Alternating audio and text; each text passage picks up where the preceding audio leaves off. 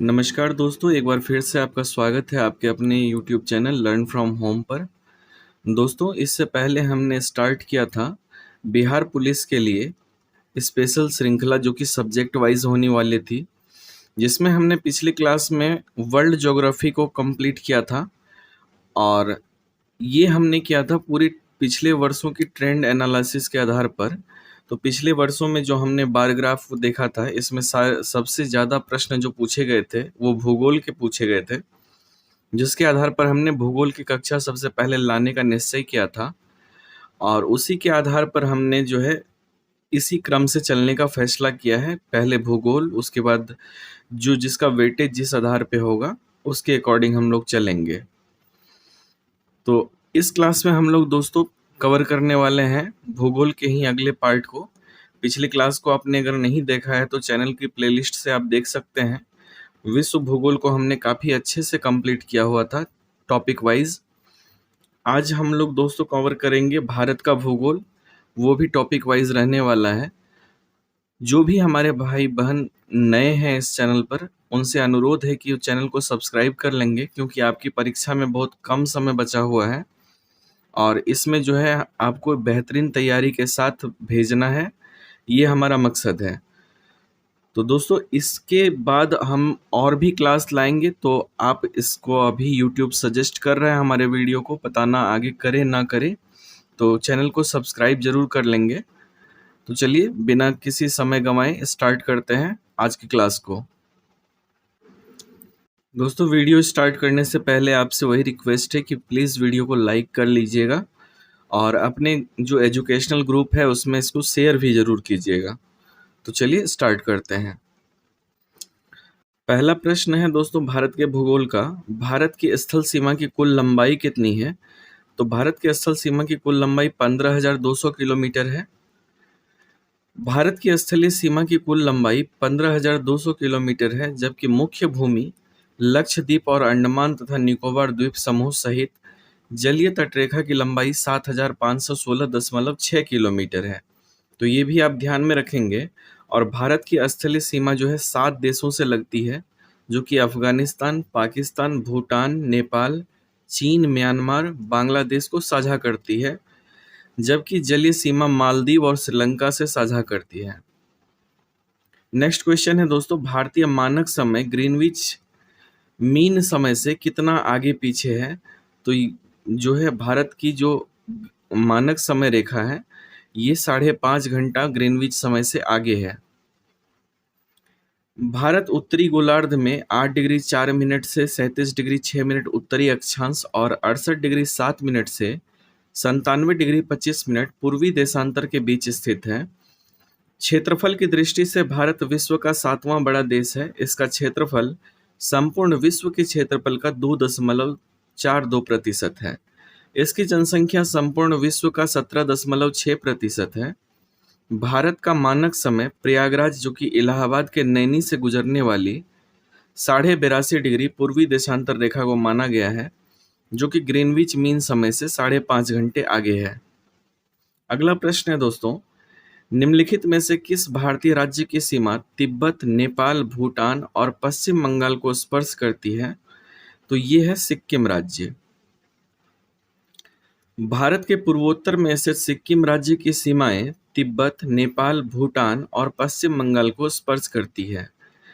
सिक्किम की राजधानी गंगटोक है। सिक्किम 16 मई 1975 को भारतीय संघ में शामिल हुआ था, ये भी आपको ध्यान में रखना है। अगला प्रश्न है दोस्तों, भारत का कुल कितना भौगोलिक क्षेत्र वन भूमि है? तो इसका प्रश्न जो है, इस प्रश्न का उत्तर स्टार में दिया गया है। आइए इसके विस्तार को देखते हैं। भारतीय वन सर्वेक्षण FSI द्वारा तैयार India state of forest report 2021 के अनुसार भारत के कुल भौगोलिक क्षेत्र का 24.62% भाग वन भूमि है। उल्लेखनीय है कि क्षेत्रफल की दृष्टि से मध्य प्रदेश सबसे बड़ा वन क्षेत्र है। इसके बाद क्रमशः अरुणाचल प्रदेश, छत्तीसगढ़, ओडिशा और महाराष्ट्र का क्रम है। वर्ष 2019 के आकलन के तुलना में देश के कुल वन और वृक्षों से भरे क्षेत्र में 2,261 वर्ग किलोमीटर की बढ़ोतरी दर्ज की गई है। तो ये भी आप ध्यान में रखेंगे। अगला प्रश्न है दोस्तों, भारत के सुदूर पूर्व में जो देश सर्वाधिक लंबी सीमा बनाता है वह कौन सा है? तो वह देश है म्यांमार। म्यांमार, जिसे पहले बर्मा के नाम से जाना जाता था, यह भारत के सुदूर पूर्व में स्थित है, जो पूर्व में भारत देश के साथ सर्वाधिक लंबी सीमा बनाता है। इसकी राजधानी नई पैदा है और मुद्रा म्यांमार क्यात है। अरुणाचल प्रदेश, नागालैंड, मणिपुर तथा मिजोरम म्यांमार के साथ अंतर्राष्ट्रीय सीमा साझा करते हैं। इन बातों को आप ध्यान में रखेंगे। अगला प्रश्न है दोस्तों, निम्नलिखित में से कौन सा देश भारत की सीमा से नहीं लगता है? तो भारत की सीमा जो है ताइवान से नहीं लगती है, बाकी सभी देशों से इसकी सीमा लगती है। चीन, बर्मा, भूटान से इसकी सीमा लगती है। भारत जो है एशिया महाद्वीप के दक्षिणी भाग में स्थित है, जिसका विस्तार उत्तर में 6 डिग्री 4 मिनट से 37 डिग्री 6 उत्तरी अक्षांश तथा 68 डिग्री 7 मिनट से 97 डिग्री 25 मिनट पूर्वी देशांतर के मध्य है। भारत की स्थलीय सीमा पश्चिम में पाकिस्तान, उत्तर पश्चिम में अफगानिस्तान, उत्तर में चीन तथा नेपाल, उत्तर पूर्व में भूटान तथा पूर्व में बांग्लादेश एवं म्यांमार से लगती है। तो प्रश्न के अनुसार ताइवान भारतीय सीमा से लगा हुआ देश नहीं है। अगला प्रश्न है दोस्तों, भारत का दक्षिणतम बिंदु कौन सा है? तो भारत का दक्षिणतम बिंदु जो है इंदिरा पॉइंट है। भारत का दक्षिणतम बिंदु इंदिरा पॉइंट है, जो कि ग्रेट निकोबार द्वीप में स्थित है। भारत के इस दक्षिणतम बिंदु का नाम भारत की पूर्व प्रधानमंत्री इंदिरा गांधी के नाम पर रखा गया। इससे पहले इसको पिग्मलियन पॉइंट या पार्सन्स पॉइंट के नाम से जाना जाता था। वर्ष 1984 में इंदिरा गांधी की मृत्यु के बाद इसका नाम परिवर्तित करके इंदिरा पॉइंट कर दिया गया। नेक्स्ट क्वेश्चन है, निम्नलिखित में से भारत किस देश के साथ सबसे लंबी अंतर्राष्ट्रीय सीमा से जुड़ा हुआ है? तो भारत सबसे लंबी अंतर्राष्ट्रीय सीमा के साथ बांग्लादेश से जुड़ा हुआ है। भारत की अंतर्राष्ट्रीय सीमा 7 देशों यानी कि बांग्लादेश, पाकिस्तान, अफगानिस्तान, चीन, म्यांमार, भूटान व नेपाल से लगती है। इन देशों में भारत की सबसे लंबी अंतर्राष्ट्रीय सीमा बांग्लादेश से, जो कि 4096 किलोमीटर की है, लगती है। उसके बाद क्रमशः चीन, पाकिस्तान, नेपाल, म्यांमार, भूटान और अफगानिस्तान से इसकी सीमा लगती है। अगला प्रश्न है दोस्तों, भारत का सबसे उत्तरी बिंदु कौन सा है? तो भारत का सबसे उत्तरी बिंदु इंदिरा कॉल है। भारत का सबसे उत्तरी बिंदु इंदिरा कॉल है। इंदिरा कॉल लद्दाख में स्थित काराकोरम पर्वत की सियाचिन मुजताग उपश्रेणी में इंदिरा कटक में 5764 मीटर की ऊंचाई पर है, जो भारत, पाकिस्तान व चीन द्वारा नियंत्रित क्षेत्रों के त्रिबिंदु पर स्थित है। इंदिरा पॉइंट भारत का दक्षिणतम बिंदु है। इसको आप ध्यान में रखेंगे।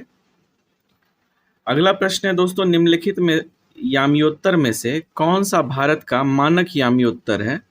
तो इसमें 82.5 डिग्री जो है पूर्व, ये भारत का मानक यामियोत्तर है। भारत का मानक यामियोत्तर 82.5 डिग्री पूर्वी देशांतर है, जो कि इलाहाबाद के निकट नैनी से गुजरती है। यह संपूर्ण भारत के लिए मानक समय है। इसे भारत के विभिन्न देशों में देशांतरीय अंतर के कारण समय की भिन्नता को समायोजित करने की समस्या समाप्त हो जाती है।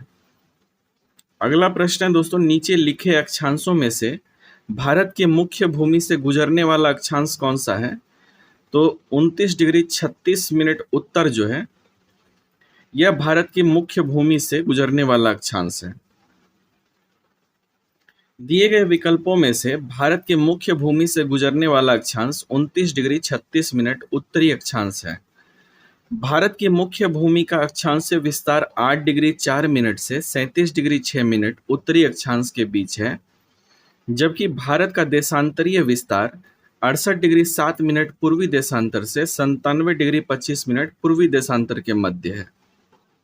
अगला प्रश्न है दोस्तों, बांग्लादेश से लगने वाला भारत का सबसे बड़ा राज्य कौन सा है? तो बांग्लादेश की सीमा से लगने वाला भारत का सबसे बड़ा राज्य पश्चिम बंगाल।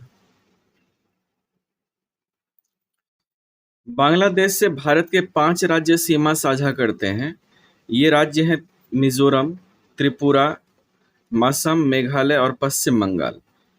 इनमें से बांग्लादेश के साथ सीमा साझा करने वाला भारत का सबसे बड़ा राज्य पश्चिम बंगाल है।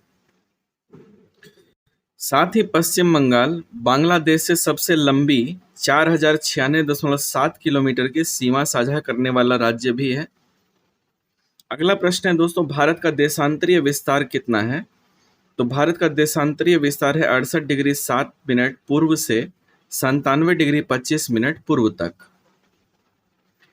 भारत उत्तरी गोलार्ध में 8 डिग्री 4 से 37 डिग्री 6 उत्तरी अक्षांश और 68 डिग्री 7 मिनट से 97 डिग्री 25 मिनट पूर्वी देशांतर के बीच स्थित है, जबकि संपूर्ण भारत का अक्षांशीय विस्तार 6 डिग्री 4 से 37 डिग्री 6 मिनट उत्तरी अक्षांश के मध्य है।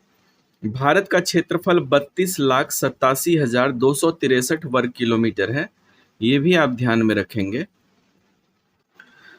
अगला पॉइंट है दोस्तों, भारत का प्राकृतिक विभाजन पर्वत, मैदान, द्वीप, दर्रे, मरुस्थल, झील, हिमनद और जलप्रपात। इन सभी के क्वेश्चन को हम लोग डिस्कस करेंगे एक एक करके।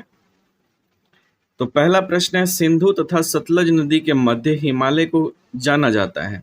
तो सिंधु और सतलज नदी के मध्य जो हिमालय है उसको पंजाब हिमालय के नाम से जाना जाता है।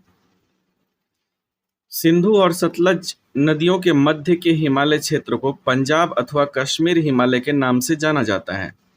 सतलज और काली नदियों के बीच के हिमालय को कुमाऊं हिमालय, काली से तीस्ता नदियों के मध्य के क्षेत्र को नेपाल हिमालय के नाम से जाना जाता है। अगला प्रश्न है दोस्तों, हिमालय पर्वत की उत्तरी पर्वतमाला का नाम क्या है? तो हिमालय पर्वत की उत्तरी पर्वतमाला के नाम है हिमाद्री। हिमालय पर्वत के उत्तरी पर्वतमाला को हिमाद्री या महान हिमालय के नाम से जाना जाता है। महान हिमालय विश्व की सबसे ऊंची चोटियों से युक्त सबसे निरंतर सीमा है, जिसकी औसत ऊंचाई 6000 मीटर है। इसकी प्रमुख चोटियां जैसे कि एवरेस्ट, नंदा देवी, कंचनजंगा, अन्नपूर्णा आदि हैं। अगला प्रश्न है दोस्तों, भारत में मीठे पानी की सबसे बड़ी झील कौन सी है? तो भारत में मीठे पानी की सबसे बड़ी झील है वुलर झील। भारत में मीठे पानी की सबसे बड़ी झील वुलर झील है। यह भारत के केंद्र शासित प्रदेश जम्मू और कश्मीर में स्थित है। बाकी झील की अगर बात करें तो भीमताल झील उत्तराखंड में है, लोकटक झील मणिपुर में है और नैनीताल झील जो है उत्तराखंड में है। अगला प्रश्न है दोस्तों, निम्न श्रेणियों में से कौन सी पश्चिमी घाट का भाग नहीं है? तो कामेत जो है ये पश्चिमी घाट का भाग नहीं है। कामेत पर्वत पश्चिमी घाट का भाग नहीं है। यह उत्तराखंड हिमालय के गढ़वाल क्षेत्र में नंदा देवी पर्वत के बाद सबसे ऊंचा पर्वत शिखर है। यह 7,756 मीटर ऊंचा गढ़वाल हिमालय का भाग है। अन्नाईमुड़ी, पालनी, कार्डमम तमिलनाडु में अवस्थित पश्चिमी घाट की पहाड़ियां हैं। अगला प्रश्न है दोस्तों, भारत के निम्नलिखित राज्यों में से किसमें देवसा पास यानी कि दर्रा स्थित है? तो देवसा पास जो है हिमाचल प्रदेश में स्थित है। देवसा दर्रा हिमाचल प्रदेश के कुल्लू और स्पीति जिलों के बीच हिमाचल के पहाड़ों में 5,360 मीटर ऊंचा पहाड़ी दर्रा है। पर्वतीय नदी राज्य में इसी दर्रे से होकर गुजरती है। अगला प्रश्न है दोस्तों, कांवरताल झील कहाँ है? तो कांवरताल झील जो है बिहार राज्य में है। कांवरताल झील बिहार राज्य के बेगूसराय जिले में स्थित है। इस झील व इसके आसपास के नम भूमि क्षेत्र को वर्ष 1989 में राज्य सरकार द्वारा पक्षी विहार का दर्जा दिया गया था। कांवरताल झील को भारत का 39वां तथा बिहार राज्य का प्रथम रामसर स्थल घोषित किया गया है। ये भी आप ध्यान में रखेंगे। अगला प्रश्न है दोस्तों, हुंड्रू जलप्रपात किस नदी पर अवस्थित है? तो हुंड्रू जलप्रपात स्वर्णरेखा नदी पर स्थित है। हुंड्रू जलप्रपात झारखंड की राजधानी रांची से 21 किलोमीटर की दूरी पर सुवर्णरेखा नदी पर स्थित है। इसकी ऊंचाई 322 फीट है। नर्मदा नदी पर स्थित प्रमुख जलप्रपात है भेड़घाट और धुआंधार जलप्रपात, दुग्धधारा जलप्रपात, कपिल धारा, सहस्त्रधारा, ये सारे जलप्रपात जो है नर्मदा नदी पर हैं। भारत का सबसे ऊंचा जलप्रपात अगर आपसे पूछ लिया जाए तो कुंचिकल जलप्रपात सबसे ऊंचा जलप्रपात है। यह 455 मीटर ऊंचा है तथा कर्नाटक के शिमोगा जिले में वाराही नदी पर स्थित है।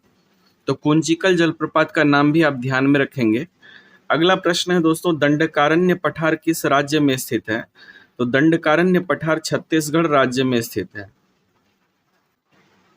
दंडकारण्य पठार पूर्वी मध्य भारत का भौतिक क्षेत्र है। करीब 92,300 वर्ग किलोमीटर क्षेत्रफल में फैले इस इलाके के पश्चिम में अबू झमाड़ पहाड़ियां हैं।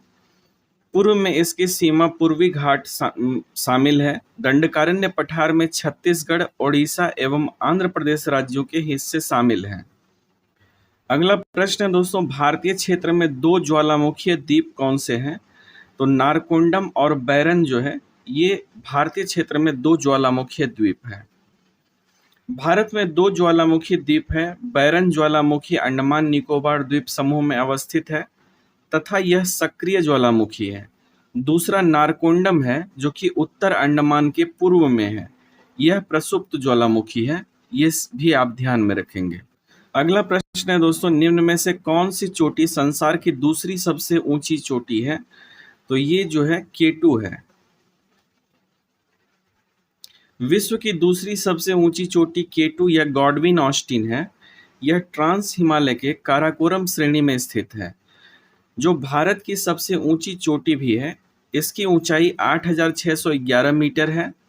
विश्व की सबसे ऊंची चोटी माउंट एवरेस्ट है जो कि 8,848.86 मीटर का है।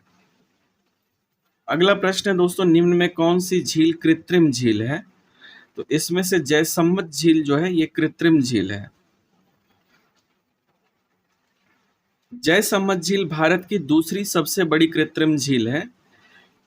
यह राजस्थान के उदयपुर जिले में स्थित है। इस झील का निर्माण राजा जयसिंह द्वारा कराया गया था। भारत की पहली सबसे बड़ी कृत्रिम झील गोविंद बल्लभ पंत सागर झील है। अगला प्रश्न है दोस्तों, निम्न में से कौन सा पर्वत सबसे पुराना है? तो आप देख पा रहे हैं अरावली पर्वत जो है यह सबसे पुराना है। अरावली श्रेणी प्री कैम्ब्रियन काल की चट्टानों से निर्मित अत्यंत प्राचीन व अवशिष्ट पर्वतमाला है। यह विच्छिन्न पहाड़ियों की श्रृंखला के रूप में गुजरात से दिल्ली तक विस्तृत है। इसकी चौड़ाई दक्षिण पश्चिम से उत्तर पूर्व की ओर क्रमशः घटती चली जाती है। अरावली पर्वत श्रेणी की अधिकतम ऊंचाई माउंट आबू राजस्थान के गुरु शिखर जिसमें कि 1722 मीटर की मिलती है। अगला प्रश्न है दोस्तों, कौन सी पर्वत श्रृंखला भारतीय उपखंड की पश्चिमी सीमा बनाती है? तो यह है अरावली पर्वत।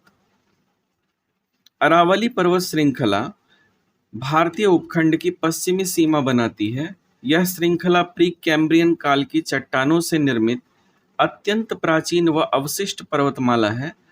यह विच्छिन्न पहाड़ियों की श्रृंखला के रूप में गुजरात से दिल्ली तक विस्तृत है।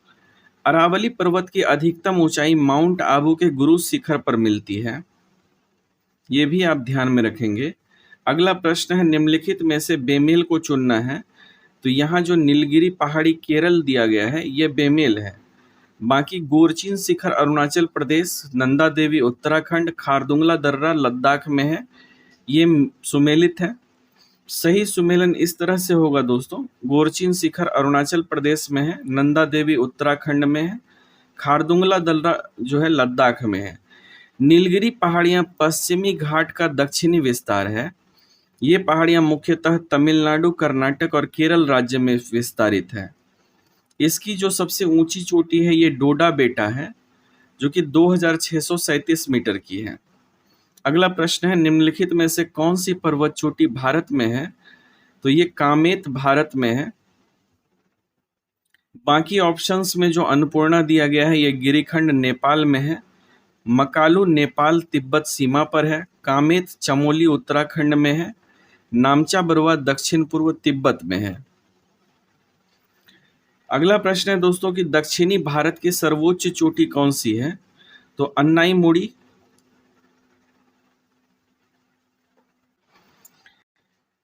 नीलगिरी के दक्षिण में अन्नामलाई की पहाड़ियां हैं जिसकी सर्वाधिक ऊंची चोटी अन्नाईमुड़ी 2695 मीटर की है। यह दक्षिण भारत या प्रायद्वीपीय भारत या पश्चिमी घाट जो कि सह्याद्री की चोटी है। अन्नायमुड़ी के निकट ही पालनी और इलायची पहाड़ी है, जिसको कार्डेमम पहाड़ी के नाम से भी जाना जाता है। अगला प्रश्न है दोस्तों, डुंगेश्वरी पहाड़ियां कहाँ स्थित है? तो ये है बिहार में। डुंगेश्वरी पहाड़ियां बिहार के गया जिले में बोध गया से लगभग 12 किलोमीटर उत्तर पूर्व में फाल्गु नदी के किनारे स्थित है। ये पहाड़ियां बौद्ध आकर्षण का प्रमुख केंद्र है। मान्यता है कि डुंगेश्वरी पहाड़ी पर बुद्ध भगवान ने ज्ञान प्राप्ति हेतु तप किया था। अगला प्रश्न है, सरिंसर मानसर झील निम्न में से किस राज्य में अवस्थित है? तो ये जम्मू एवं कश्मीर राज्य में स्थित है। सरिंसर मानसर झील जम्मू कश्मीर राज्य में अवस्थित है। सरिंसर और मानसर झील धार्मिक और ऐतिहासिक दृष्टि से काफी महत्वपूर्ण है। मानसर झील से 8 किलोमीटर की दूरी पर स्थित सरिंसर द्वीप है। यह छोटा द्वीप मानसर झील के मध्य स्थित है। माना जाता है कि यह झील महाभारत के समय की है। अगला प्रश्न है दोस्तों, जास्कर हिमालय निम्न में से किस हिमालय श्रेणी के अंतर्गत आता है? तो ये ट्रांस हिमालय की श्रेणी के अंतर्गत आता है। ट्रांस हिमालय तिब्बत हिमालय क्षेत्र महान हिमालय पर्वत के उत्तर में स्थित है। इसमें काराकोरम, जास्कर, लद्दाख और कैलाश पर्वत नाम की पर्वत श्रेणियां शामिल हैं। केटू काराकोरम की सर्वोच्च चोटी है। यह भारत की सबसे ऊंची चोटी है, जो कि 8,611 किलोमीटर 8,611 मीटर की है। अगला प्रश्न है दोस्तों, दूध सागर जलप्रपात कहाँ पर है? तो ये जो है गोवा राज्य में है। दूध सागर जलप्रपात गोवा राज्य में मांडवी नदी पर स्थित है। ये भी आप ध्यान में रखेंगे। अगला प्रश्न है दोस्तों, कर्नाटक और महाराष्ट्र में अवस्थित पश्चिमी घाट को क्या कहते हैं? तो ये सह्याद्री के नाम से जाना जाता है। सह्याद्री कर्नाटक और महाराष्ट्र में अवस्थित पश्चिमी घाट को कहा जाता है। इन पर्वतों में कई धार्मिक और ऐतिहासिक स्थल मौजूद हैं। प्राचीन पश्चिमी घाट पर्वत श्रृंखला को संयुक्त राष्ट्र की संस्था यूनेस्को द्वारा अपनी विश्व विरासत स्थल सूची में शामिल किया गया है। सह्याद्री पर्वत ताप्ती नदी के मुहाने से लेकर कुमारी अंतरिप तक लगभग 1600 किलोमीटर की लंबाई में फैली हुई है। सह्याद्री का विस्तार त्र्यंबकेश्वर, नासिक के समीप पर्वत से मालाबार तट तक माना गया है। नेक्स्ट क्वेश्चन है दोस्तों, निम्नलिखित में से कौन सुमेलित नहीं है? तो इसमें सिपकिला जम्मू कश्मीर ये सुमेलित नहीं है। बाकी के ऑप्शन सुमेलित हैं। नाथुला सिक्किम में है, रोहतांग हिमाचल प्रदेश में है, बोमडिला अरुणाचल प्रदेश में है। शिपकिला दर्रा की बात करें तो यह हिमाचल प्रदेश का एक प्रमुख दर्रा है। यह दर्रा भारत के हिमाचल प्रदेश के किन्नौर जिले को तिब्बत से जोड़ता है। सतलज नदी भारत में इसी दर्रे से होकर प्रवेश करती है। अगला प्रश्न है दोस्तों, जेलेपला दर्रा कहाँ स्थित है? तो ये सिक्किम में स्थित है। बाकी के ऑप्शन में देख लेते हैं और भी दर्रे का नाम। नाथुला दर्रा सिक्किम में है, बोमडिला दर्रा अरुणाचल प्रदेश में है, यामग्याप दर्रा अरुणाचल प्रदेश में है, दीफू दर्रा अरुणाचल प्रदेश में है, तुजू दर्रा मणिपुर में है, नीति और माना दर्रा उत्तराखंड में है। अगला प्रश्न है दोस्तों, सियाचिन हिमनद कहाँ स्थित है? तो ये काराकोरम श्रेणी में स्थित है सियाचिन हिमनद। सियाचिन ग्लेशियर काराकोरम रेंज में भारत पाक नियंत्रण रेखा के पास स्थित एक हिमानी है। यह विश्व की दूसरी सबसे बड़ी हिमानी है। यह भारत के जम्मू कश्मीर राज्य में स्थित है। अगला प्रश्न है, ब्लू माउंटेन पर्वत शिखर भारत के किस राज्य में स्थित है? वह राज्य कौन सा है जिस राज्य में ये स्थित है? तो ब्लू माउंटेन जो नीलगिरी पहाड़ी मिजोरम में है। ब्लू माउंटेन पर्वत शिखर भारत के मिजोरम राज्य में स्थित है। यह मिजोरम राज्य का और लुशाई पर्वतमाला का सबसे ऊंची पर्वत चोटी है। इसकी ऊंचाई 2157 मीटर है। अगला प्रश्न है दोस्तों, निम्नलिखित में से कौन सी पर्वत श्रृंखला नेपाल से संबंधित नहीं है? तो राइट आंसर होगा ऑप्शन डी, अरावली पर्वत जो है, अरावली श्रृंखला, यह नेपाल से संबंधित नहीं है। बाकी के ऑप्शंस की अगर बात करें तो ग्रेट हिमालय महाभारत श्रृंखला और शिवालिक श्रृंखला नेपाल रेंज से संबंधित है, जबकि अरावली इससे संबंधित नहीं है। अरावली राजस्थान में है। अगला प्रश्न है दोस्तों, गारो, खासी और जैंतिया पहाड़ियां किस राज्य में स्थित हैं? तो ये पहाड़ियां मेघालय राज्य में स्थित हैं। गारो, खासी एवं जैंतिया पहाड़ियां मेघालय राज्य में स्थित है। ये पहाड़ियां मेघालय के पठार पर स्थित है। मासिन राम मेघालय राज्य के पूर्वी खासी पहाड़ियां जिले का एक शहर है जो कि दुनिया में सबसे अधिक वर्षा प्राप्त करता है। अगला प्रश्न है दोस्तों, भारत की सबसे पुरानी पर्वत श्रृंखला कौन सी है? तो ये है अरावली। रिपीटेड क्वेश्चन है। अरावली पर्वत के पश्चिमी भाग राजस्थान में स्थित एक पर्वतमाला है। यह भारत की सबसे पुरानी पर्वत श्रृंखला है। अरावली श्रृंखला सबसे ऊंची चोटी गुरु शिखर है जो कि माउंट आबू राजस्थान में अवस्थित है। अगला प्रश्न है दोस्तों, लक्षद्वीप निर्मित है? तो लक्षद्वीप प्रवाल भित्ति से निर्मित है। लक्षद्वीप भारत के दक्षिण पश्चिमी तट से दूर लक्षद्वीप सागर में स्थित एक द्वीप समूह है। इस द्वीप का निर्माण प्रवाल भित्ति से हुआ है। यह भारत का एक संघ शासित प्रदेश है। इसकी राजधानी कवारती है, ये भी आपको ध्यान रखना है।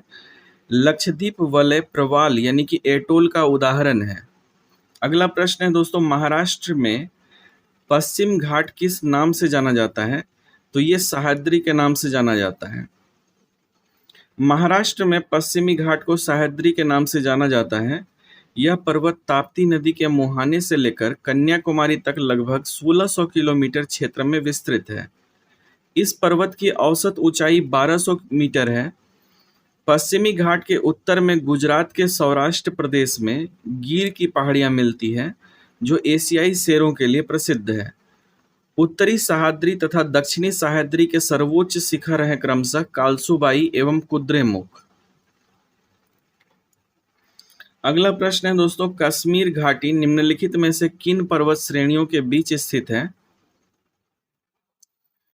तो कश्मीर घाटी भारत के केंद्र शासित राज्य के रूप में प्रशासित राज्य जम्मू कश्मीर के क्षेत्र में स्थित है।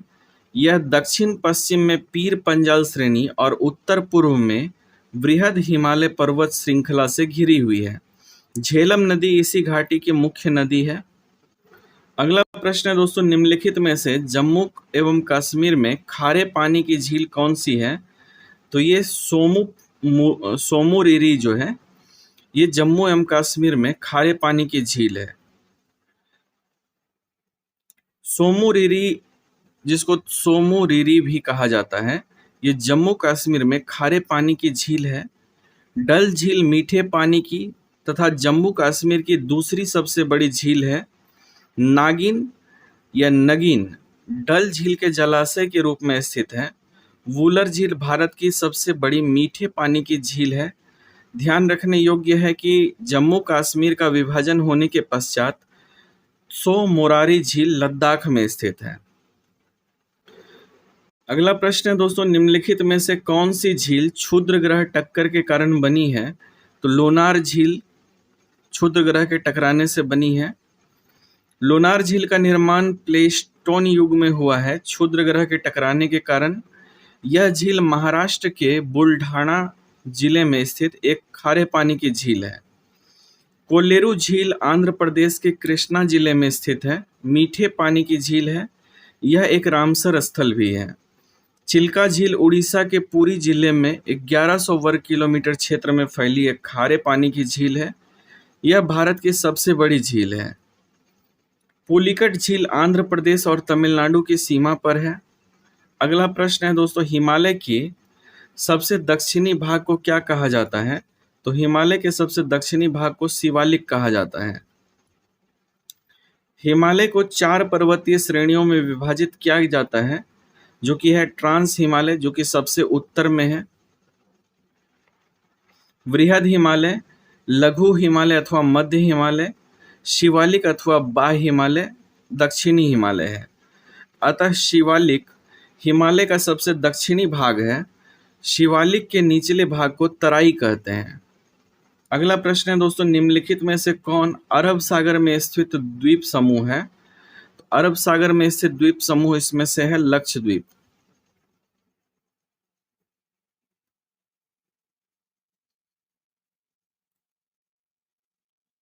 अंडमान निकोबार हिंद महासागर में है, लक्षद्वीप अरब सागर में है, ग्रीनलैंड अटलांटिक महासागर में है, न्यू गिनी प्रशांत महासागर में है। अगला प्रश्न भी सुमेलन वाला है दोस्तों। इसमें जो है एक तरफ झील और दूसरी तरफ राज्य है, तो सीधे इसके सुमेलन पे चलते हैं। सांबर झील जो है राजस्थान में है, लोनार झील महाराष्ट्र में है, पुलिकट झील तमिलनाडु में है और नौकुचिया झील जो है उत्तराखंड में है। अगला प्रश्न है 9 डिग्री चैनल स्थित है, तो 9 डिग्री चैनल जो है लक्षद्वीप में स्थित है। चैनल से संबंधित प्रश्न पूछे जाते हैं, इसलिए आपसे रिक्वेस्ट है कि चैनल वाले क्वेश्चन को आप ध्यान में रखेंगे। 9 डिग्री चैनल लक्षद्वीप में स्थित है। 9 डिग्री चैनल लक्षद्वीप को मिनी कॉय द्वीप से अलग करता है। 10 डिग्री चैनल अंडमान को निकोबार से अलग करता है। 8 डिग्री चैनल मिनी कॉय को मालदीव से अलग करता है। अगला प्रश्न है दोस्तों, हिमालय पर्वत की उत्पत्ति किस काल में हुई थी? तो ये टर्शियरी काल में हुई थी। हिमालय पर्वत की उत्पत्ति टर्शियरी काल में हुई थी। टर्शियरी युग पृथ्वी के भूगर्भिक इतिहास में 70 मिलियन वर्ष पूर्व से 10 लाख वर्ष तक का काल है। टर्शियरी युग को 5 भागों में बांटा जाता है: पॉलीगोसीन, इयोसीन, ओलिगोसीन, मायोसीन और प्लायोसीन। हिमालय की उत्पत्ति आज से लगभग 5 करोड़ वर्ष पूर्व माना जाता है। हिमालय मोड़दार वलित पर्वत का उदाहरण है, ये भी आप ध्यान में रखेंगे। अगले प्रश्न में दोस्तों झील और राज्य को मिलान करना है, तो सीधा मिलान पे हम लोग चलते हैं। वुलर झील जम्मू कश्मीर में है, लोनार झील महाराष्ट्र में है, पुलिकट झील तमिलनाडु में है, लोकटक झील मणिपुर में है। अगला प्रश्न है दोस्तों, हिमालय पर्वत में उत्तर से दक्षिण की ओर जाते हुए पर्वत दर्रों का सही अनुक्रम कौन सा है? तो ये है चार्डिंग, सिपकी और मोलिंग। तो हिमालय पर्वत से उत्तर से दक्षिण की ओर जाते हुए पर्वत दर्रों का सही अनुक्रम निम्नवत है। चार्डिंग दर्रा लद्दाख में है, शिपकिला दर्रा हिमाचल प्रदेश में है और मोलिंग दर्रा उत्तराखंड राज्य में है।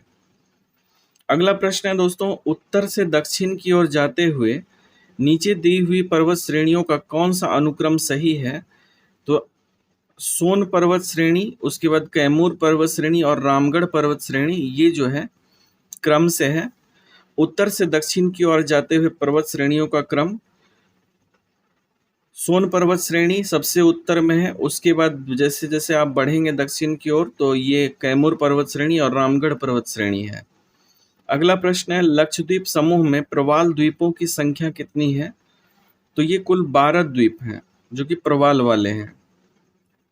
लक्षद्वीप समूह में प्रवाल द्वीपों की संख्या 12 है। 3 प्रवाल भित्ति और 5 जलमग्न बालू के तटों को मिलाकर 36 द्वीप हैं। वलय यानी कि एटॉल प्रवाल मुख्यतः अंगूठी के आकार के द्वीपों को कहा जाता है। अगला प्रश्न है दोस्तों, निम्न द्वीपों में से अरब सागर में स्थित द्वीप कौन कौन से नहीं हैं? तो इसमें श्रीहरिकोटा और ट्रिंकेट जो है ये अरब सागर में स्थित नहीं है। एलिफेंटा मुंबई बंदरगाह क्षेत्र में स्थित द्वीप है, यह अरब सागर का भाग है। भटकल अरब सागर के तट पर स्थित कर्नाटक का बंदरगाह शहर है। श्रीहरिकोटा आंध्र प्रदेश का एक द्वीप है, यह पुलिकट झील को बंगाल की खाड़ी से अलग करता है।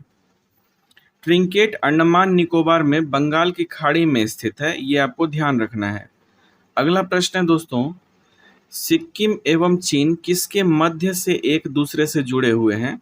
सिक्किम एवं चीन ये जुड़े हैं नाथुला दर्रा से। सिक्किम और चीन हिमालय पर्वतमाला में स्थित नाथुला दर्रे के माध्यम से जुड़े हैं।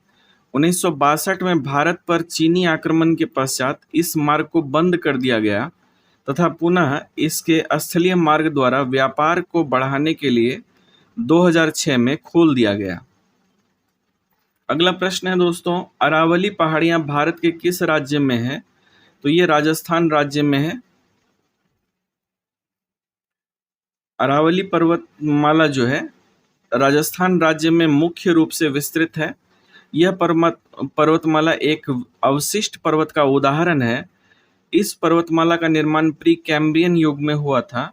इस पर्वतमाला का विस्तार गुजरात और दिल्ली तक भी है। अरावली पर्वतमाला की सर्वोच्च चोटी गुरु शिखर है। इसकी ऊंचाई 1722 मीटर है। अगला प्रश्न है दोस्तों, भारतीय हिमालयी क्षेत्र का सबसे ऊंची चोटी कौन सी है? तो ये गॉडविन ऑस्टिन जो है सबसे ऊंची चोटी है। भारतीय हिमालय क्षेत्र की सबसे ऊंची चोटी गॉडविन ऑस्टिन है, जिसे केटू के नाम से भी जाना जाता है। केटू को स्थानीय रूप से दफसांग चौगोरी के नाम से भी जाना जाता है। यह हिमालय के काराकोरम श्रेणी में स्थित है, जो विश्व की दूसरी सबसे ऊंची चोटी है, जिसकी ऊंचाई 8,611 मीटर है। अगला प्रश्न है दोस्तों, नाथुला दर्रा किस राज्य में स्थित है? तो नाथुला दर्रा सिक्किम राज्य में स्थित है। नाथुला दर्रा सिक्किम राज्य में स्थित है। नाथुला जो कि दुनिया की सबसे ऊंची सड़कों में से एक है, परंतु समुद्र तल से 14,450 फीट की ऊपर भारत तिब्बत सीमा पर स्थित हिमालय की चोटियों में से एक पहाड़ी दर्रा है। नाथुला का अर्थ है कानों से सुनना। कुछ प्रमुख भारतीय दर्रा इस प्रकार है। बनिहाल दर्रा जम्मू कश्मीर में है। बोमडीला अरुणाचल प्रदेश में, सिपकेला हिमाचल प्रदेश में है। अगला प्रश्न है दोस्तों, भारत में दूसरा सबसे बड़ा जलप्रपात कौन सा है? तो ये है जोग। भारत का दूसरा सबसे बड़ा जलप्रपात जोग या गरसोपा है। बाद में इसका नाम बदलकर महात्मा गांधी जलप्रपात कर दिया गया। नदी के जल से भूमि का अपरदन होता है। वह किसी खड़े ढाल वाले स्थान से अत्यधिक कठोर शैल या खड़े ढाल वाली घाटी में गिरती है तो यह जलप्रपात बनाती है। कुंचिकल जलप्रपात भारत में भारत का सबसे ऊंचा जलप्रपात है। यह कर्नाटक के शिमोगा जिले में वाराही नदी पर स्थित है। जोग जलप्रपात शरावती नदी पर बनाया गया है। धुआंधार जलप्रपात नर्मदा नदी पर है। यह जबलपुर मध्य प्रदेश में स्थित है। दूध सागर जलप्रपात मांडवी नदी पर स्थित है। अगला प्रश्न है दोस्तों, निम्नलिखित में से कौन सी संरचना भारत में सबसे उत्तर में स्थित है? तो ये अरावली की पहाड़ियां हैं। अरावली की पहाड़ियां भारत में पश्चिमी भाग के राजस्थान में स्थित एक पर्वतमाला है। यह संसार की सबसे प्राचीन पर्वत श्रृंखला है। दिए गए विकल्पों में से अरावली की पहाड़ियां भारत के उत्तर में स्थित है। अगला प्रश्न है दोस्तों, नाथुला पास किस राज्य में है? तो ये सिक्किम राज्य में है। यह दोबारा प्रश्न आया है। अगला टॉपिक है हमारा दोस्तों अफवाह तंत्र, यानी कि ड्रेनेज सिस्टम। तो इसमें पहला प्रश्न है, अरुणाचल प्रदेश में ब्रह्मपुत्र नदी को किस नाम से जाना जाता है? तो अरुणाचल प्रदेश में ब्रह्मपुत्र नदी को दिहांग के नाम से जाना जाता है। ब्रह्मपुत्र नदी तिब्बत में मानसरोवर झील के निकट चेमा युंगडुंग हिमनद से निकलकर हिमालय के समानांतर पूर्व की ओर प्रवाहित होती है। हिमालय के नामचा बरवा चोटी के पास यह दक्षिण को मोड़ लेकर भारत में अरुणाचल प्रदेश में प्रवेश करती है, जहां दिहांग महाखड्ड से प्रवाहित होने पर इस राज्य में इसे दिहांगम नदी के नाम से जाना जाता है। आगे यह भारत के ही असम राज्य में प्रवाहित होती हुई बांग्लादेश में प्रवेश करती है, जहां जमुना, भागीरथी, तीस्ता आदि नदियों से संयुक्त होकर बंगाल की खाड़ी में मिल जाती है। भारत में दोस्तों ब्रह्मपुत्र की प्रमुख सहायक नदी दिबांग, लोहित, बूढ़ी दिहांग, धनश्री, सुबनसिरी, कामेंग, मानस, संकोश आदि हैं। ब्रह्मपुत्र नदी को तिब्बत में सांगपो, भारत में दिहांग और ब्रह्मपुत्र तथा बांग्लादेश में जमुना के नाम से जाना जाता है। तो ये भी आपको ध्यान में रखना है। अगला प्रश्न है, अलकनंदा नदी भागीरथी नदी से मिलती है। तो अलकनंदा जो है भागीरथी नदी से देवप्रयाग में मिलती है। अलकनंदा नदी भागीरथी से देवप्रयाग में मिलती है। देवप्रयाग उत्तराखंड में स्थित 5 प्रयाग में से एक है। उत्तराखंड पंच प्रयाग निम्नलिखित है। तो पहला है विष्णु प्रयाग, जो धौली गंगा और अलकनंदा नदी के संगम पर है। दूसरा है नंद प्रयाग, जो कि नंदकिनी और अलकनंदा नदियों के संगम पर है। तीसरा है कर्ण प्रयाग, जो कि अलकनंदा और पिंडार नदी के संगम पर है। चौथा है रुद्र प्रयाग, यह मंदाकिनी और अलकनंदा नदी के संगम पर है। पांचवा है देव प्रयाग, जो कि भागीरथी और अलकनंदा के संगम पर है। अगला प्रश्न है दोस्तों, निम्नलिखित में से कौन सी नदी मुहाना यानी कि एस्चुरी बनाती है? तो ये नदी है नर्मदा। नर्मदा नदी मुहाना यानी कि एस्चुरी बनाती है। इसका उद्गम विंध्याचल पर्वत श्रेणियों में से स्थित अमरकंटक नामक स्थान से होता है तथा इसका मुहाना खंभात की खाड़ी में स्थित है। अगला प्रश्न है दोस्तों, सोन नदी का उद्गम स्थल कौन सा है? तो ये सोन नदी का उद्गम स्थल है अमरकंटक। सोन नदी गंगा नदी की प्रमुख दक्षिणी सहायक नदियों में से एक है। सोन नदी का उद्गम स्थल मध्य प्रदेश के अमरकंटक पहाड़ी से है। यह गंगा की प्रमुख सहायक नदी है, जो कि प्रायद्वीपीय पठार क्षेत्र से निकलती है। रिहंद नदी सोन की प्रमुख सहायक नदी है। बाणसागर बांध, इंद्रपुरी बैराज सोन नदी पर ही स्थित है। अगला प्रश्न है, निम्नलिखित में से कौन सी नदी द्वारा बनाई गई एक निक्षेपी यानी भू आकृति है? तो इसमें से आप देख पा रहे हैं जलोढ़ पंख जो है दोस्तों, ये नदी द्वारा निक्षेपित भू आकृति है। किसी नदी द्वारा अपने उद्गम स्थान से मुहाने यानी सागरों महासागरों से मिलने के स्थान तक ढाल प्रवणता, स्थल प्रकृति व मार्ग में पड़ने वाले चट्टानों की प्रकृति के आधार पर विभिन्न प्रकार की आकृतियां निर्मित होती है, जैसे भी आकार की घाटी, गार्ज, कैनियन, जलप्रपात, क्षिप्रिका, नदी वेदिका, संप्राय मैदान आदि।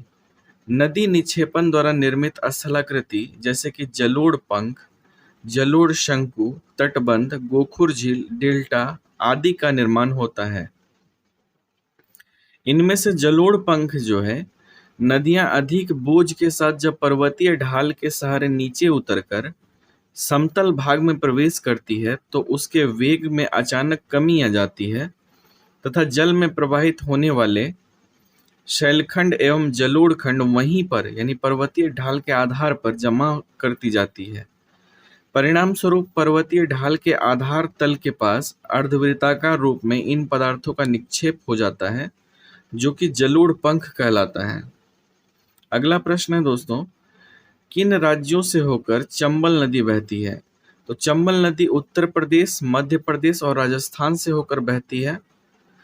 और चंबल नदी जो है, इसका उद्गम मध्य प्रदेश के महू जिले के जानापाव पहाड़ी के सिंगार चोटी से होता है।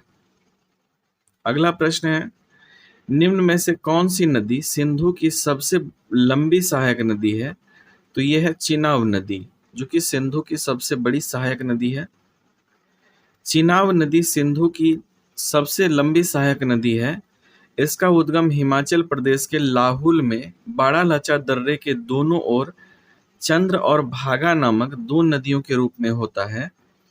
यह नदी सिंधु नदी के बाएं तट की सहायक नदियां जैसे कि झेलम, रावी, सतलज व्यास में सर्वाधिक लंबी है और यह सिंधु नदी से पाकिस्तान सीमा के समीप मिलती है। अगला प्रश्न है दोस्तों, सतलज, चीनाब और रावी निम्नलिखित में से किसकी सहायक नदियां हैं? तो ये सभी सिंधु की सहायक नदी है। सतलज, चीनाब और रावी सिंधु की सहायक नदियां हैं। सिंधु एशिया की सबसे लंबी नदियों में से एक है। इसका उद्गम तिब्बत के मानसरोवर के निकट सीन का बाब नामक जलधारा में माना जाता है। यह चीन यानी कि पश्चिमी तिब्बत, भारत में जम्मू कश्मीर और मध्य पाकिस्तान से होकर गुजरती है और अंत में अरब सागर में मिल जाती है। यह नदी पाकिस्तान, भारत तथा चीन के मध्य में बहती है। अगला प्रश्न है दोस्तों, सिंधु नदी की लंबाई उतनी ही है जितनी ब्रह्मपुत्र नदी की, यह लंबाई कितनी है? तो यह लंबाई है 2900 किलोमीटर। सिंधु नदी तंत्र में विश्व के विशालतम नदी तंत्रों में से एक है। झेलम, चिनाब, रावी, व्यास एवं सतलज सिंधु नदी की प्रमुख सहायक नदियां हैं। इसके अतिरिक्त जौस्कर, गोमल, द्रास, कुर्रम, काबुल तथा गिलगित आदि भी इसकी सहायक नदियां हैं। सिंधु नदी तिब्बत के मानसरोवर झील के निकट चेमा युंगडुंग ग्लेशियर से निकलती है। यह लगभग 2900 किलोमीटर लंबी है। मानसरोवर झील से ही ब्रह्मपुत्र नदी का उद्गम होता है। इसकी लंबाई भी 2900 किलोमीटर है। अगला प्रश्न है, निम्न वक्तव्यों पर विचार कर सही उत्तर का चयन कीजिए। पहला वक्तव्य है, हिमालय से निकलने वाली नदियां बारहमासी नदियां हैं। और तर्क दिया गया है, हिमालयी नदियों का उद्गम स्रोत हिमानियों से होता है। तो इसमें से जो है दोस्तों, पहला राइट आंसर है हमारा, ए और आर दोनों सत्य है तथा आर ए की पुष्टि करता है। हिमालय से निकलने वाली नदियां बर्फ और ग्लेशियरों के पिघलने से बनी है, अतः इसमें पूरे वर्ष निरंतर प्रवाह बना रहता है, अतः यह बारहमासी है। हिमालय श्रेणी में 15,000 से ज्यादा हिमनद है, जो कि 12,000 वर्ग किलोमीटर में फैले हुए हैं। सियाचिन हिमनद विश्व का दूसरा सबसे लंबा हिमनद है। सिंधु, गंगा, यमुना, रावी, सतलज और ब्रह्मपुत्र हिमालय की प्रमुख नदियां हैं। अगला प्रश्न है, ब्रह्मपुत्र नदी अपने स्रोत से लेकर के डेल्टा तक गुजरती है। तो चीन, भारत और बांग्लादेश से होकर गुजरती है। ब्रह्मपुत्र नदी मानसरोवर के पास सांगपो आंग्सी ग्लेशियर से निकलती है। तिब्बत, चीन में इसे सांगपो कहा जाता है। तिब्बत से आगे बढ़ने के क्रम में नामचा बरवा के पास मुड़ते हुए एक कैनियन का निर्माण करते हुए अरुणाचल प्रदेश में प्रवेश करती है। अरुणाचल प्रदेश में इसे दिहांग के नाम से जाना जाता है।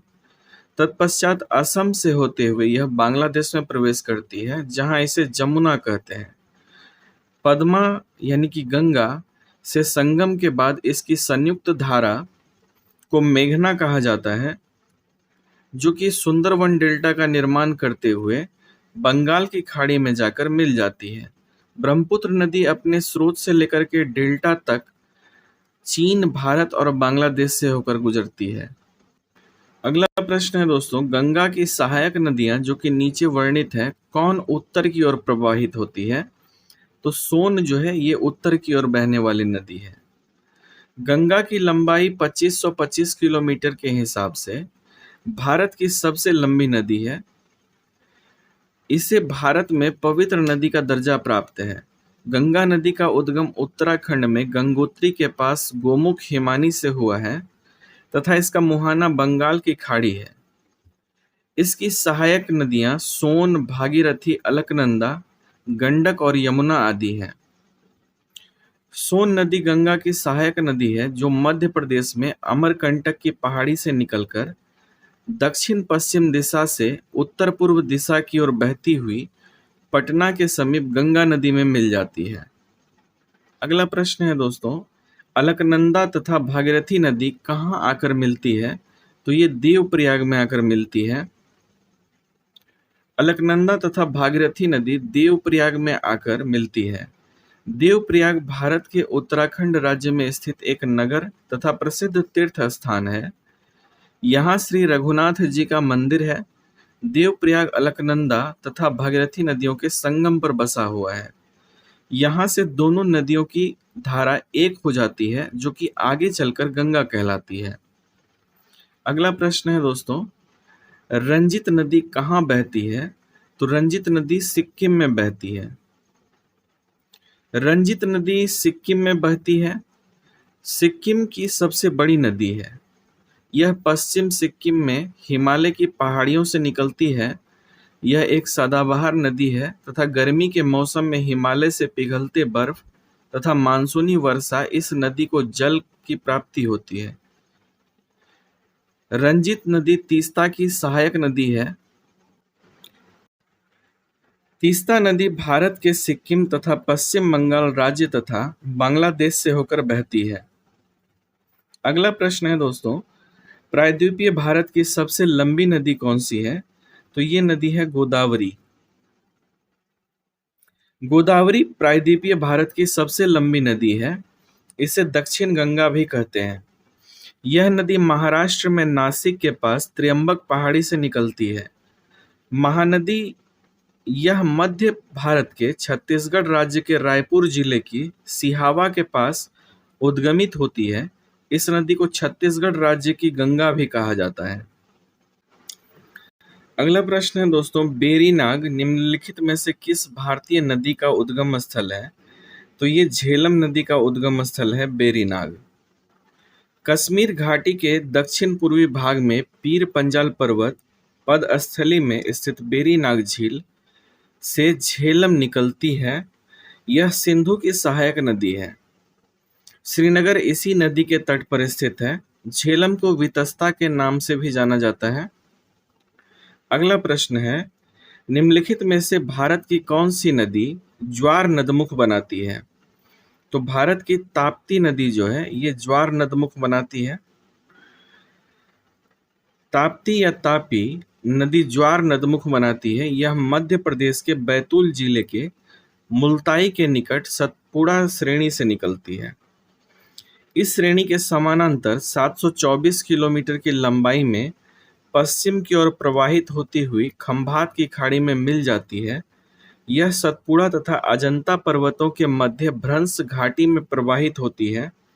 इसकी प्रमुख सहायक नदियां पूर्णा, गिरना, पंजारा तथा वधुरा, बोरी और आनर है। इसके मुहाने पर सूत नगर स्थित है। उकाई जल विद्युत परियोजना द्वारा इसके जल का उपयोग होता है। अगला प्रश्न है दोस्तों, निम्नलिखित नदियों में से कौन सी नदी डेल्टा नहीं बनाती है? तो इसमें से ताप्ती नदी जो है डेल्टा नहीं बनाती है। अगला प्रश्न है दोस्तों, निम्नलिखित में से कौन सा सही सुमेलित है? तो इसमें गोदावरी की सहायक नदी मूसी है। मूसी गोदावरी की सहायक नदी, ये सही है। मूसी नदी कृष्णा की सहायक नदी है। मूसी कृष्णा की सहायक नदी है।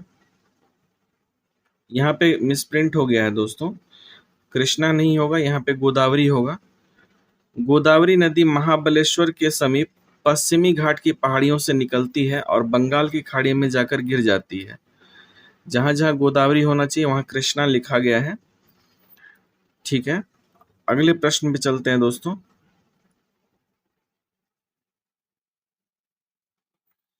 अगला प्रश्न है, निम्नलिखित में से कौन सी नदी का उद्गम भारत से नहीं है?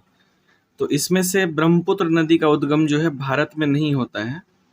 निम्न विकल्पों में से ब्रह्मपुत्र नदी का उद्गम भारत में नहीं है। ब्रह्मपुत्र नदी का उद्गम उत्तर में तिब्बत के पुरंग जिले में स्थित मानसरोवर झील के निकट चोमा युंगडुंग ग्लेशियर से होता है।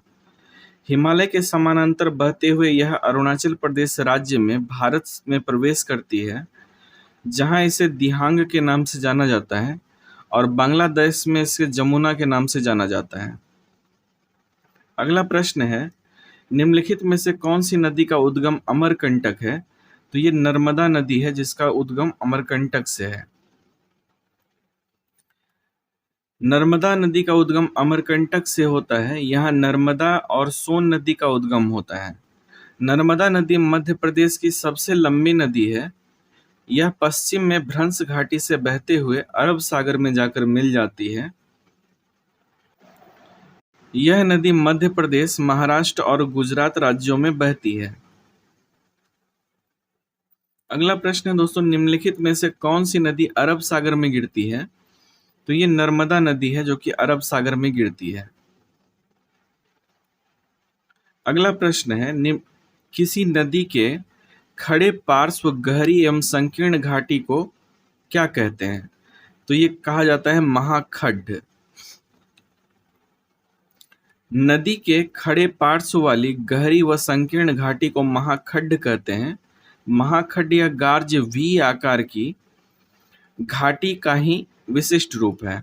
इसके पार्श्व तीव्र एवं खड़ी दीवार के समान होते हैं। इसकी संरचना प्रायः कठोर शैलों युक्त क्षेत्र में होती है।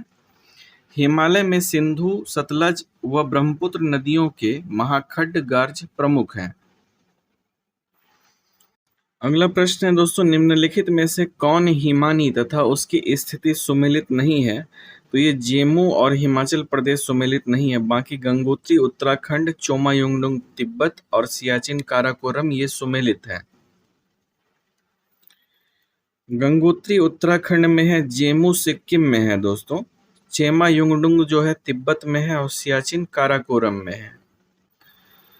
अगला प्रश्न है, भारत में किस नदी का बेसिन क्षेत्र अधिक है? तो ये गंगा नदी का बेसिन क्षेत्र सबसे अधिक है। भारत में गंगा नदी का बेसिन क्षेत्र सर्वाधिक है। भारत में इसका विस्तार 8,61,404 वर्ग किलोमीटर है। इसमें भारत के कुल भौगोलिक क्षेत्र का 25.22% भाग शामिल है। भारत में यह उत्तर प्रदेश, मध्य प्रदेश, राजस्थान, बिहार, पश्चिम बंगाल, उत्तराखंड, झारखंड, हरियाणा, छत्तीसगढ़, हिमाचल प्रदेश और केंद्र शासित प्रदेश दिल्ली को कवर करता है। अगले प्रश्न में दोस्तों, सूची 1 को सूची 2 से मिलान करना है, नदी और उसके उद्गम स्थल को।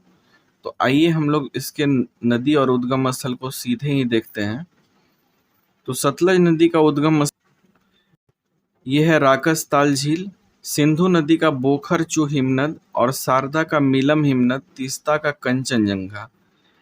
इस तरह से यह सुमेलित होगा। अगला प्रश्न है, निम्नलिखित नदियों में से किस एक से कुरनूल कुड़प्पा नहर निकाली गई है? तो ये निकाली गई है तुंगभद्रा नदी से। अगला प्रश्न है दोस्तों, गंगा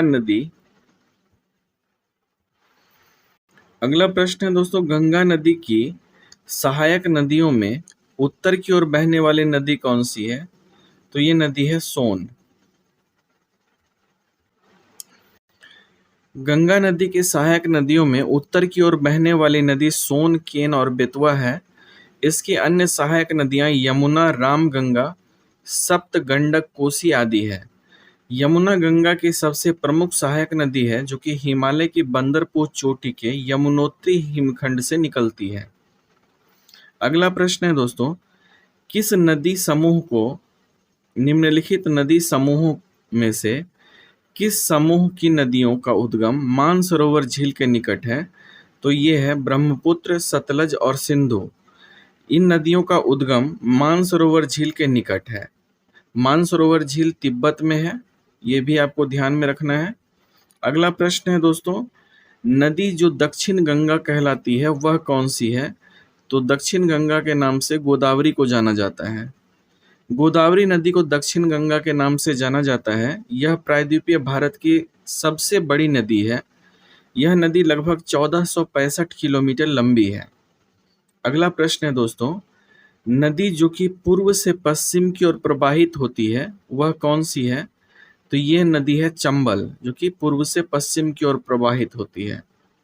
अगला प्रश्न है, निम्नलिखित में से कौन सी नदी का उद्भव अमरकंटक से होता है? तो ये नर्मदा नदी है, इसका उद्भव जो है अमरकंटक से होता है। नर्मदा नदी का उद्भव अमरकंटक पठार से होता है। दक्षिण में सतपुड़ा और उत्तर में विंध्य श्रेणियों के बीच रिफ्ट घाटी में बहते हुए यह जबलपुर के पास संगमरमर की चट्टानों में आकर्षक जलप्रपात भेड़घाट बनाती है। नर्मदा भारत की 5वीं और प्रायद्वीपीय भारत की सबसे लंबी नदी है। अगला टॉपिक है दोस्तों हमारा नदी घाटी परियोजना।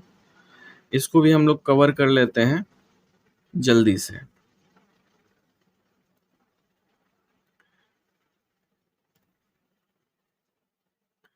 तो अगला प्रश्न है दोस्तों कि गांधी सागर बांध किस नदी पर स्थित है? तो ये है चंबल नदी पर। गांधी सागर बांध मध्य प्रदेश के मंदसौर जिले में चंबल नदी पर स्थित है। इसकी आधारशिला 7 मार्च 1954 को तत्कालीन प्रधानमंत्री पंडित जवाहरलाल नेहरू ने रखी थी। यह 62.17 मीटर ऊंचा तथा 514 मीटर लंबा है। अगला प्रश्न है दोस्तों, भारत का सबसे लंबा बांध कौन सा है? तो भारत का जो सबसे लंबा बांध है वो है हीराकुंड बांध। ओडिशा में महानदी पर स्थित हीराकुंड बांध भारत का सबसे लंबा बांध है। इसकी लंबाई 25.8 किलोमीटर है। देश का सबसे पुराना बांध तमिलनाडु में कावेरी नदी पर कलनई बांध है, जो कि भागीरथी और भीलांगना नदी पर उत्तराखंड राज्य में स्थित है। अगला प्रश्न है दोस्तों, तिलैया बांध किस नदी पर निर्मित है? तिलैया बांध बराकर नदी पर बनाई गई है। तिलैया बांध बराकर नदी पर झारखंड राज्य में स्थित है। बराकर नदी पूर्वी भारत में दामोदर नदी की मुख्य सहायक नदी है।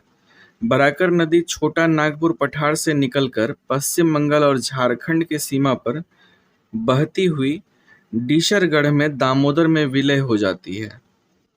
अगला प्रश्न है दोस्तों, भाखड़ा नांगल बांध किस नदी पर बना हुआ है? तो ये बना हुआ है सतलज नदी पर। भाखड़ा बांध जो है इसका निर्माण हिमाचल प्रदेश में सतलज नदी पर किया गया है। 856 फीट ऊंचे टिहरी बांध के बाद भारत का यह दूसरा सबसे ऊंचा बांध है। यह बांध गोविंद सागर जलाशय का निर्माण करता है। इस बांध से हिमाचल प्रदेश, पंजाब, हरियाणा तथा राजस्थान जैसे राज्यों की सिंचाई की आवश्यकता पूर्ण होती है। साथ ही यह बांध जल विद्युत उत्पादन में भी उपयोग किया जाता है। अगला प्रश्न है दोस्तों, जोग जलप्रपात कहाँ स्थित है? तो जोग जलप्रपात जो है शरावती नदी पर स्थित है। जोग या गरसोप्पा प्रपात कर्नाटक में शरावती नदी पर स्थित है। मध्य प्रदेश के जबलपुर में जिले में नर्मदा नदी पर धुआंधार जलप्रपात स्थित है। येन्ना जलप्रपात भी नर्मदा नदी पर स्थित है। चूलिया जलप्रपात चंबल नदी पर तथा शिव समुद्रम जलप्रपात कावेरी नदी पर स्थित है। अगला प्रश्न है दोस्तों, टिहरी बांध किन नदियों के संगम पर स्थित है? तो टिहरी बांध भागीरथी एवं भीलांगना नदी के संगम पर स्थित है। टिहरी बांध उत्तराखंड राज्य में टिहरी जिले में स्थित है। यह भागीरथी और भीलांगना नदी के संगम पर बनाया गया है। भागीरथी नदी गंगा नदी की मुख्य धारा नदी है। इस बांध से बिजली एवं सिंचाई संबंधी आवश्यकताओं को पूर्ण किया जाता है। अगला प्रश्न है दोस्तों, भारत की कौन सी नदी हीराकुंड बांध से संबंधित है? तो यह है महानदी। महानदी जो है हीराकुंड बांध से संबंधित है। हीराकुंड बांध ओडिशा में महानदी पर निर्मित एक बांध है। 1957 में महानदी पर निर्मित यह बांध भारत का सबसे लंबा बांध है। इसकी कुल लंबाई 25.8 किलोमीटर है। अगला प्रश्न है दोस्तों, पोंग बांध भारत के किस राज्य में है? तो ये हिमाचल प्रदेश राज्य में है। पोंग बांध हिमाचल प्रदेश के कांगड़ा जिले में व्यास नदी पर स्थित है। इसकी स्थापना 1975 में की गई तथा इस बांध के पीछे स्थित जलाशय का नाम महाराणा प्रताप सागर है। इस बांध का अन्य नाम महाराणा प्रताप सागर बांध भी है। इसकी ऊंचाई 133 मीटर है। अगला प्रश्न है दोस्तों, रामगुंडम बांध कौन सी नदी पर है? तो रामगुंडम बांध जो है गोदावरी नदी पर है। अगला प्रश्न है, हीराकुंड बांध किस नदी पर निर्मित है? तो हीराकुंड बांध जो है महानदी पर निर्मित है। महानदी हीराकुंड बांध पर है। हीराकुंड बांध महानदी पर है। नागार्जुन सागर परियोजना कृष्णा नदी पर है। सरदार सरोवर परियोजना नर्मदा नदी पर है और पोंचमपाद परियोजना जो है गोदावरी नदी पर है। अगला प्रश्न है दोस्तों, निम्मो बाजगो नामक बांध निम्नलिखित में से कौन सी नदी पर स्थित है? तो निम्मो बाजगो ये सिंधु नदी पर है। निम्मो बाजगो पनबिजली परियोजना जम्मू कश्मीर के लेह जिले में आलची गांव में सिंधु नदी पर स्थित एक रन ऑफ द रिवर पर आधारित विद्युत परियोजना है। यह परियोजना national hydro electric power corporation NHPC द्वारा तैयार की गई है। इसका उद्घाटन 12 अगस्त 2014 को प्रधानमंत्री नरेंद्र मोदी जी के द्वारा की गई है। तो ये थी दोस्तों ये आज की क्लास। आज यहीं पे सबमिट करते हैं हम लोग, और मिलते हैं नेक्स्ट क्लास में किसी और विषय के साथ। चैनल पर नए आए थे तो सब्सक्राइब कर लें, वीडियो को लाइक कर लें, और हमारे साथ बने रहने के लिए सब्सक्राइब करना ज़रूरी है दोस्त, ताकि आप कोई भी अगली वीडियो मिस ना करें। तो ठीक है, मिलते हैं अगले क्लास में आपसे। तब तक के लिए अपना ख्याल रखें, अपनों का ख्याल रखें। जय हिंद।